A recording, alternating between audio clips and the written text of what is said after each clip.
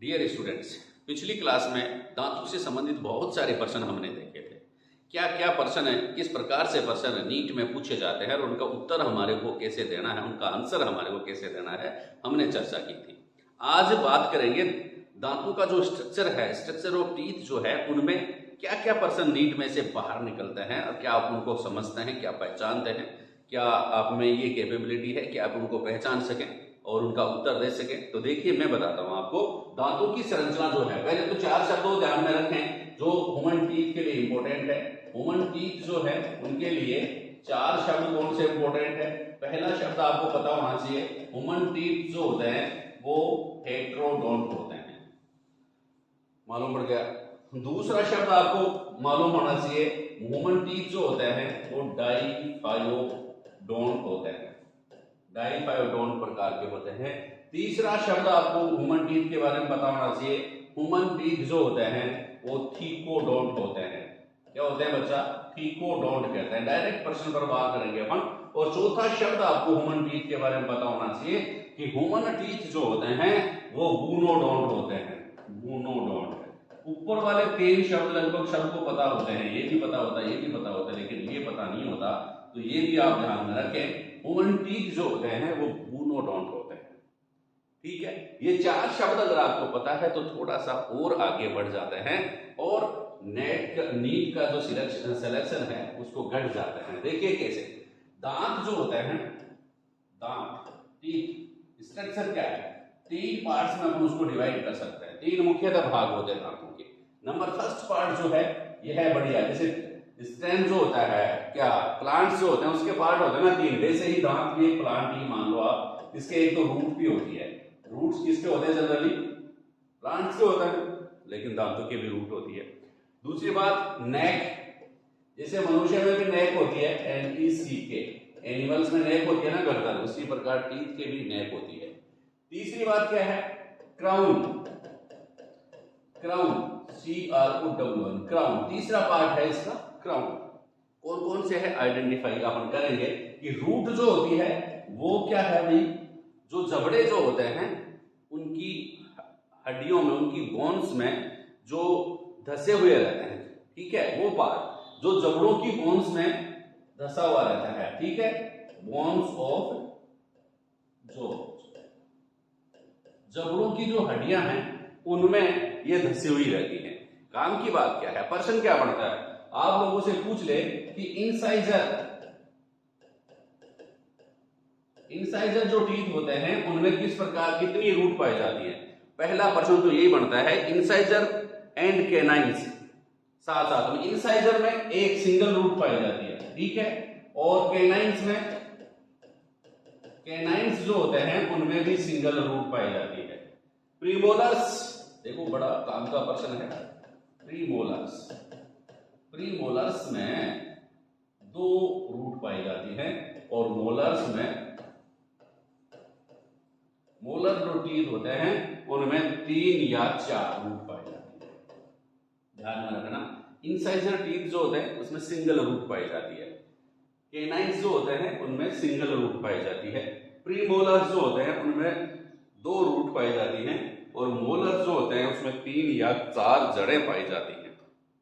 इसलिए जब जाड़ निकालते हैं ना, वो मोलर्स तो होते हैं, उनको उसमें ज्यादा आपको पेन फील होता है, ठीक है। तो प्रीमोलर्स में 2 रूट, मोलर्स में 3 या 4 रूट्स पाई जाती है, कैनाइन्स में 1 रूट पाई जाती है, इंसाइजर में 1 रूट पाई जाती है। मतलब IC, इंसाइजर व कैनाइन 1 रूट, प्रीमोलर 2 रूट और मोलर्स 3 या 4 रूट्स इसमें पाई जाती हैं, ठीक है।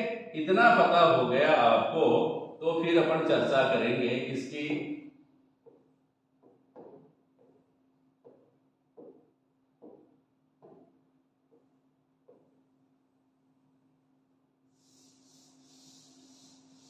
किसकी चर्चा करेंगे भाई? नेक।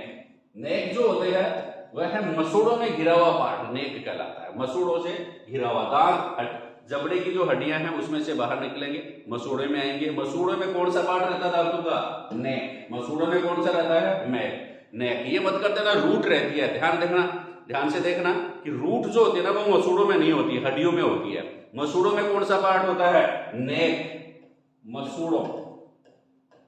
मसूड़ों से घिरा हुआ पार्ट कौन सा है? नेक कहलाता है।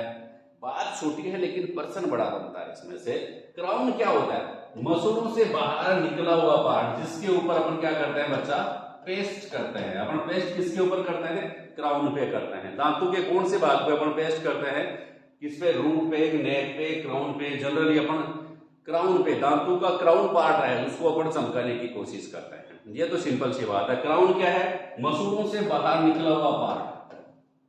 इतना सा आपको मालूम पड़ गया होगा, मसूड़ों से बाहर निकला हुआ भाग।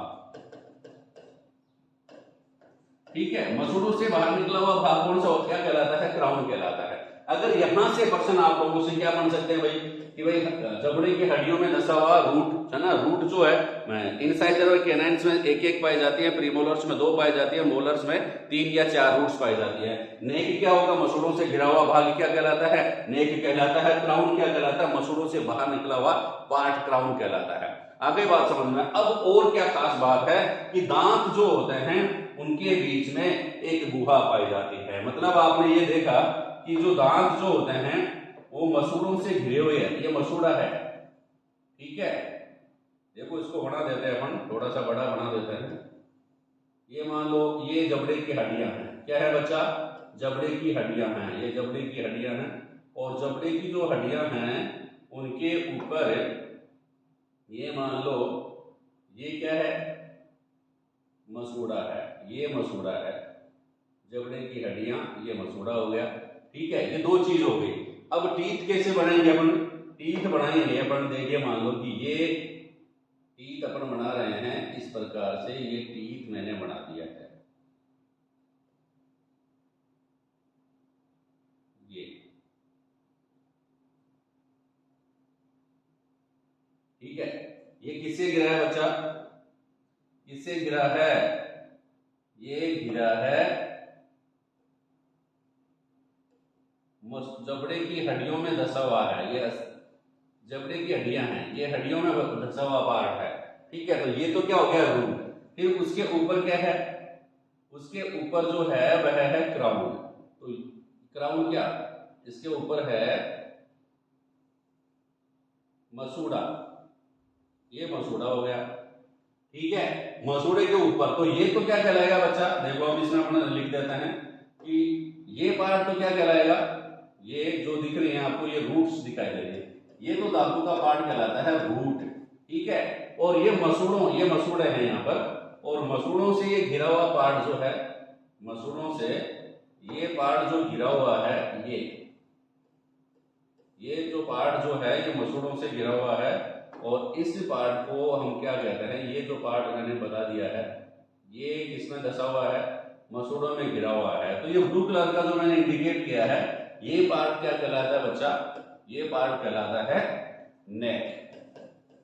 ठीक है, क्या कहलाता है? नेक। और उसके ऊपर जो पार्ट है, ऊपर का पार्ट जो है, जो दांत अब आपको दिखाई दे रहे हैं, ये क्या कहलाते हैं?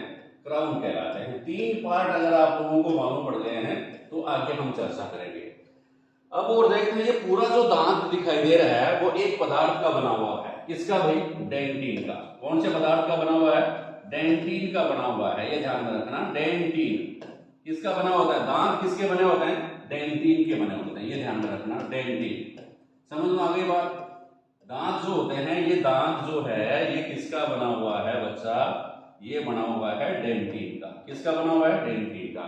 आगे बात समझ लो, डेंटिन में खास बात है, जो रूट साइड है, ये रूट जो है, ठीक है, ये जो रूट है, ये जो रूट हम बता रहे हैं यहां पर, ये धातु की जो रूट है, इसमें डेंटिन के बाहर, ये जो डेंटिन से ये जो बने हुए हैं, इसके बाहर एक अन्य पदार्थ का आवरण पाया जाता है। ये देखो, इसमें डेंटिन के बाहर, किसमें? रूट में डेंटिन के बाहर एक और पदार्थ का आवरण पाया जाता है। एक और पदार्थ इसके चारों तरफ पाया जाता है। इस पदार्थ को अपन क्या कहते हैं? क्या कहते हैं भाई? इस पदार्थ का नाम है सीमेंट। क्या है बच्चा? सीमेंट कहते हैं। क्या कहते हैं? सीमेंट। आप ये मत समझना सीमेंट जो है वो मकानों के बनाने में काम आती है, दांतों के निर्माण में भी काम आती है। लेकिन दांतों में जो सीमेंट जो होती है ना, वो कहाँ पर पाई जाती है बच्चा? जो दांत जो होते हैं उसके रूट में डेंटिन के बाहर, रूट जो होती है उसमें डेंटिन के बाहर क्या पाई जाती है? सीमेंट पाई जाती है। और सीमेंट के बाहर भी एक और मेम्ब्रेन पाई जाती है। सीमेंट के बाहर एक और मेम्ब्रेन पाई जाती है। कौन सी बच्चा? इसके बाहर एक और मेम्ब्रेन पाई जाती है। इसमें रूट में, रूट जो होती है दांतों की, जो रूट है उसके में डेंटिन सीमेंट जो पदार्थ है उसके बाहर एक और परत पाई जाती है। एक और ये परत और पाई जाती है। क्या बात हो गई? रूट जो होती है उसमें डेंटिन जो होता है, डेंटिन के बाहर क्या पाया जाता है? सीमेंट पाया जाता है। और सीमेंट के बाहर एक और मेम्ब्रेन पाई जाती है। उस मेम्ब्रेन का क्या नाम है? Periodontal membrane. क्या कहते हैं बच्चा? ये कौन सी मेम्ब्रेन हो गई? पेरिडोंटल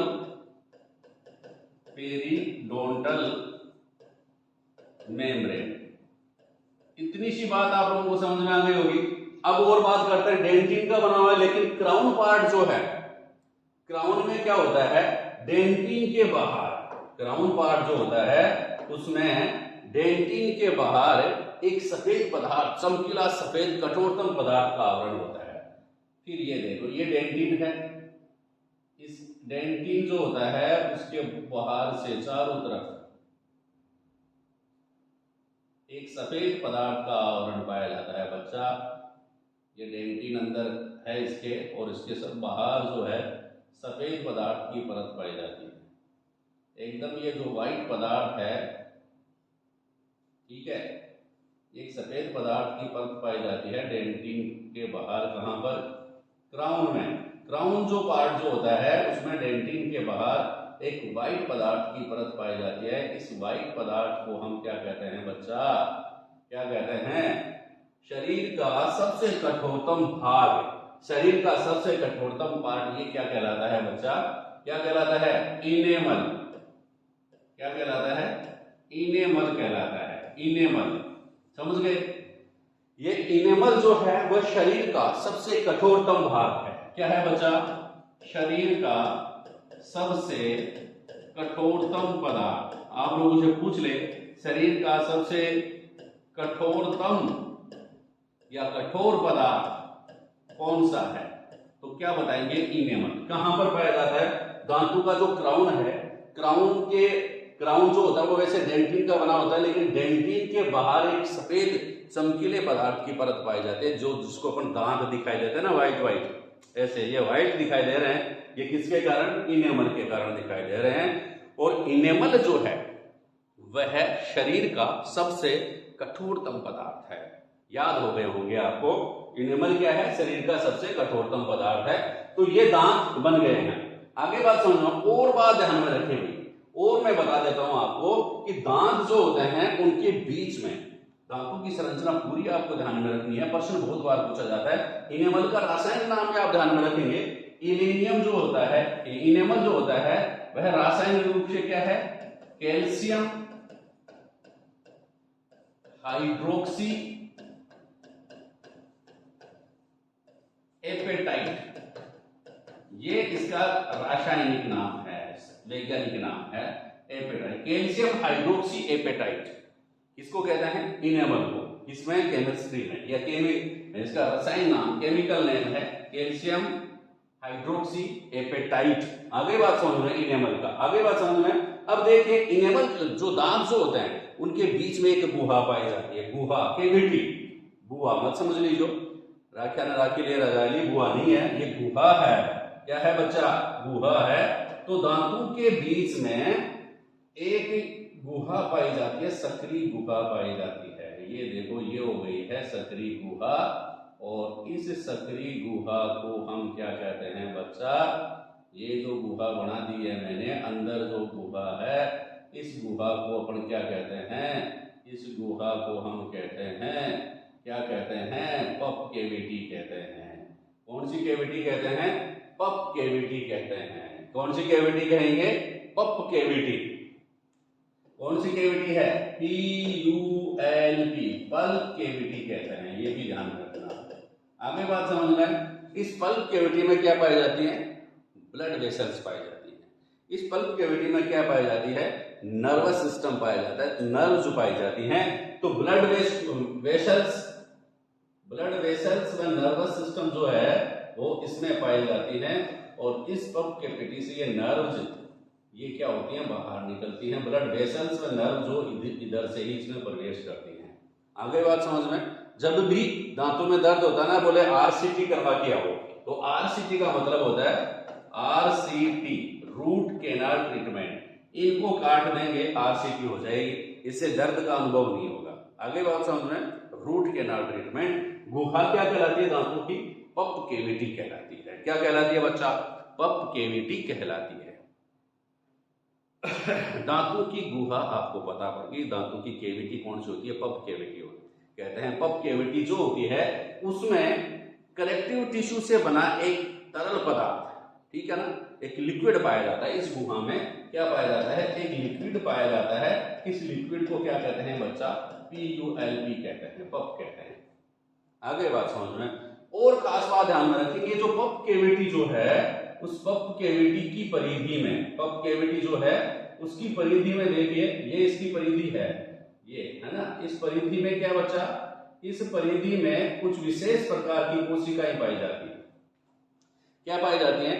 विशेष प्रकार की कोशिकाएं पाई जाती हैं। उन सेल्स को क्या कहते हैं? ओडोंटोब्लास्ट सेल कहते हैं। क्या कहते हैं बच्चा? Odontoblast cell. ओडोंटोब्लास्ट सेल जो होती हैं वो किसका सीक्रेट करती हैं? वो डेंटिन का सीक्रेशन करती हैं। किसका सीक्रेशन करती हैं? डेंटिन का सीक्रेशन करती हैं। आपसे प्रश्न पूछ ले डेंटिन का सीक्रेशन किसके द्वारा होता है, तो सिंपल सी बात है, ओडोंटोब्लास्ट कोशिकाओं के द्वारा। ओडोंटोब्लास्ट सेल्स कहां पाई जाती हैं? आप बता देना बच्चा।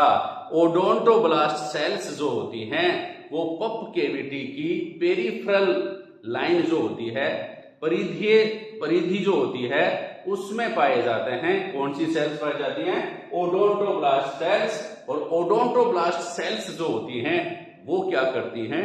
डेंटिन का सीक्रेशन करती हैं। चलो बच्चा, ये भी आपको मालूम पड़ गया। कई बार पूछ, पल्प कैविटी किसमें पाई जाती है? पल्प कैविटी टीथ में पाई जाती है, ठीक है ना।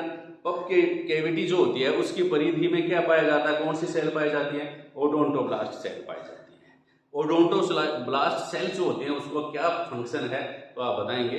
ये डेंटिन का सीक्रेशन करती हैं, सीक्रेट करती हैं। अब एक और बहुत बढ़िया प्रश्न आता है। ये तो इनेमल हो गया, इसके नीचे आपको दिखाई नहीं दे रहा, इसके नीचे जो है क्या पाई जाती है? डेंटिन पाया जाता है। ये डेंटिन का बना होता है पूरा दांत, ठीक है ना, डेंटिन पाया जाता है, और बीच में पल्प कैविटी पाई जाती है। तो एक और बढ़िया प्रश्न ये बनता है कि डेंटिन का ओरिजिन किसके द्वारा होता है? डेंटिन का ओरिजिन किसके द्वारा होता है? या ओडोंटोब्लास्ट सेल्स जो बनती है उनका ओरिजिन की दृष्टि से उसको किसको माना जाता है? तो आप ध्यान में रखना, बहुत इंपॉर्टेंट प्रश्न है, मीजोडर्म से। किससे? मीजोडर्म से होता है, ठीक है। इसके बाद आपको पूछे कि इनेमल जो है उसका ओरिजिन कहां से होता है, तो इनेमल जो है उसका ओरिजिन होता है एक्टोडर्म से। किससे होता है बच्चा? एक्टोडर्म से होता है। तो ये खास बातें थी किसकी? टीथ के स्ट्रक्चर की। जो फिशेज जो होती हैं उनमें एक प्लेकोइड स्केल पाया जाता है। प्लेकोइड स्केल्स का ओरिजिन भी सेम टीथ के समान ही होता है, ध्यान में रखना इस बात को। तो cement, dentin, enamel, odontoblast cells, pulp cavity, crown, neck और जिसको क्या कहते हैं? रूट। इंसाइजर में रूट्स की संख्या, कैनाइन्स में रूट्स की संख्या, प्रीमोलर्स में रूट्स की संख्या और मोलर्स में रूट्स की संख्या। इतनी सारी बातें एक छोटी सी क्लास में आपको बताई हैं, याद हो गई होंगी। नहीं याद हुई है ना तो उसको दोबारा से देखना, पढ़ना ध्यान से और आगे बढ़ना, ठीक है भाई। Thank you, thank you, thank you.